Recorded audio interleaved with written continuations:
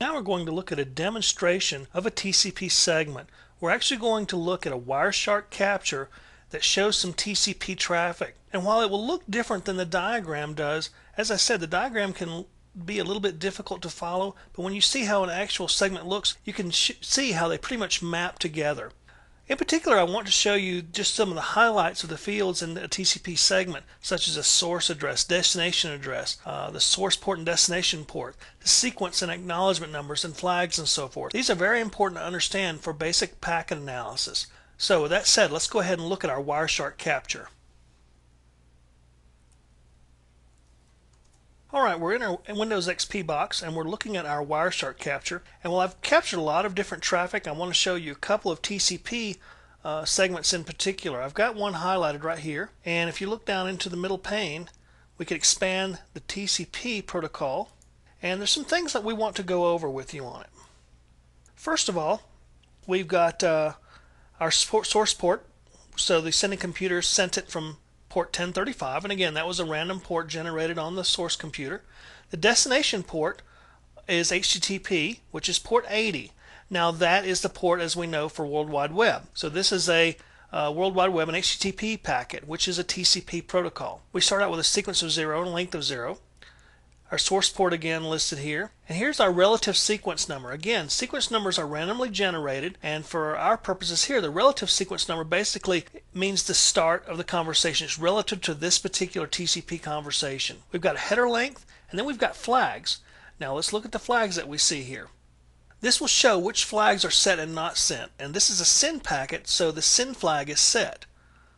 So if you look down through here, these flags, there's all 8 flags here: congestion window, echo not set, urgent, acknowledgement, push, reset, send, and fin. All of these are 0 except one, and that's the send. So we know that that is a send packet. Here's our window size, which as we know, is what the receiving computer can receive at a time. And that's set up front, and if it changes, the receiving computer will send that window size back, saying what the maximum amount of data it can receive is. Here's our checksum, which has been deemed to be correct.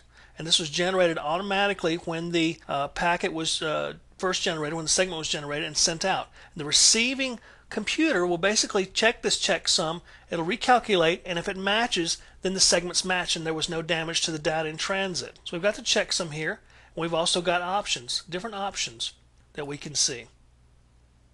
And these basically talk about maximum segment size and other options as well. And after the header, we will see data. So let's go ahead and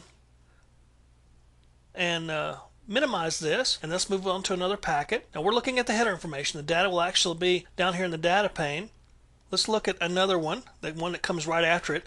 The first one was a send. This should be a send ACK, because we know that during the three-way handshake that TCP does, a three-way handshake takes place, and there's a send, and the second one is a send ACK. So let's see what we can see with this one. The source port, this is coming back from the web server.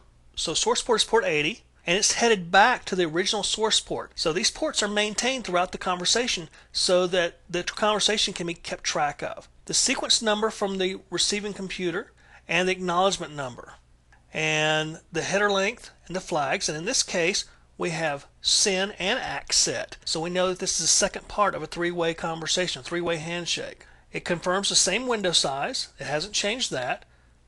Checks the checksum. And there's other options here too that we can see. Maximum segment size, as we said before, and it says this is an ACK to segment in frame 7. Frame 7 being the frame above it in the Wireshark capture.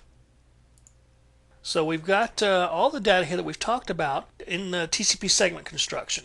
Now let's look at the third one in the sequence. This is in segment number 9 here, and let's look at what we've got. Again, same source port and destination port, because this is maintained throughout the conversation. Then we've got sequence 1, ACK 1.